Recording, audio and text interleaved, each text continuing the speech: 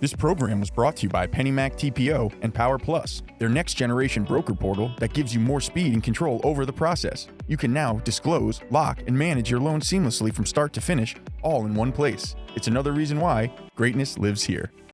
Welcome to The Interest. I'm Christine Stewart. The Federal Housing Finance Agency offered some good news to originators yesterday when they announced it would eliminate upfront fees for certain borrowers with loans from Fannie Mae and Freddie Mac. But more on that later. First up, last week a court raised questions about the CFPB's funding, throwing into limbo how regulators will operate. Our own Mike Savino has more. Right now, it's presumed that all the other rulings are valid, that this one has been vacated. When an appellate court struck down a CFPB regulation last week, the three-judge panel raised questions about the agency's funding. The CFPB budget is currently funded by the Federal Reserve, even though it's Congress who's supposed to have the power of the purse. The Congress cannot constitutionally cede that power over to an agency. But if this is about who funds the CFPB, why throw out an agency regulation? It's almost like, well, you can't pay the bills, so you can't do anything. The three judges did not declare the CFPB dead. In fact, Attorney Jay Beidel, a principal with Polonsky, Beidel, and Green, says that as of right now, the ruling only applies to the payday lending regulation only in the Fifth Circuit. The circuit includes Mississippi, Louisiana, and Texas. They didn't say all rules ever promulgated by the CFPB are invalid.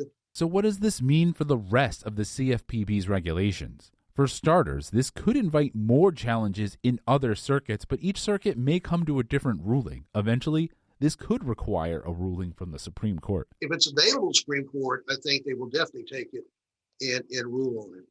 In the meantime, Congress could decide to act on the ruling and change how the CFPB is funded. It's not clear that that would be enough, though, to preserve past agency rules.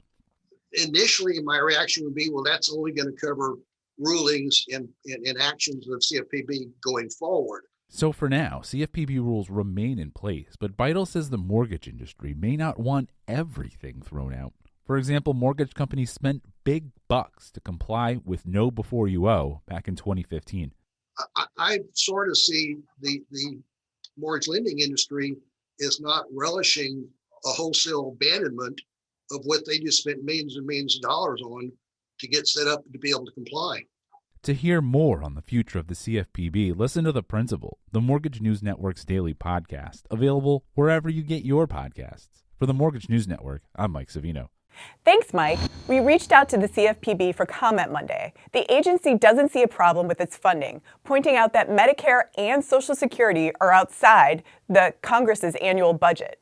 We also reached out to the heads of the House and Senate banking committees, and they did not respond.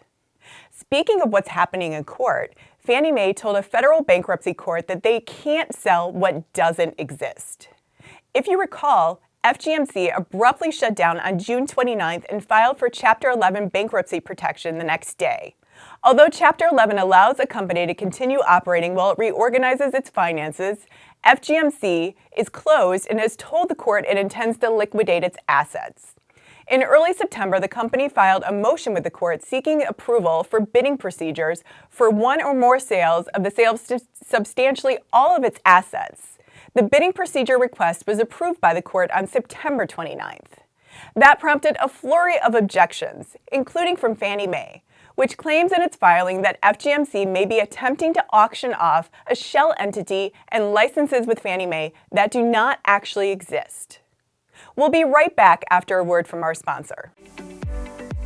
Don't miss the largest regional mortgage show in the nation. The New England Mortgage Expo returns to Mohegan Sun in Connecticut, January 12th and 13th. See us at www.nemortgageexpo.com. Start your year with the best connections in the industry.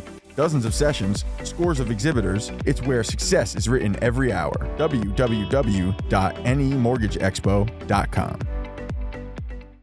Welcome back. It's rare the government offers us any good news these days, but that's what happened yesterday at the MBA conference in Nashville. FHFA Director Sandra Thompson made news when she announced that the FHA is eliminating upfront fees for certain first-time home borrowers, low-income borrowers, and underserved communities. Those who qualify for the program, which starts immediately, are the first-time homebuyers at or below 100% of area median income in most of the United States, and below 120% of area median income in high-cost areas. Home Ready and Home Possible loans, HFA Advantage and HFA Preferred loans, and single-family loans supporting the Duty to Serve program. The MBA called the move well-timed and says it will improve access to credit for low and moderate income households, first-time homebuyers, and minority buyers. The National Association of Realtors also applauded the move. We'll be right back with what else is interesting today. This program was brought to you by PennyMac TPO and Power Plus, their next-generation broker portal. Visit tpo.pennymac.com to sign up. The S&P CoreLogic Case-Shiller reported a 13% annual gain in home prices in August. That's down from 15.6% in the previous month. Those two monthly rates of change are the largest deceleration in the history of the index. Miami, Tampa, and Charlotte reported the highest year-over-year gains among the 20 cities in August. Miami led the way, followed by Tampa in second and Charlotte in third. Despite the ongoing deceleration, August's housing prices remain well above a year ago in all 20 cities. The good news is that analysts are predicting that home prices will continue to decelerate. For more on these and all of today's top stories, go to themortgagenewsnetwork.com.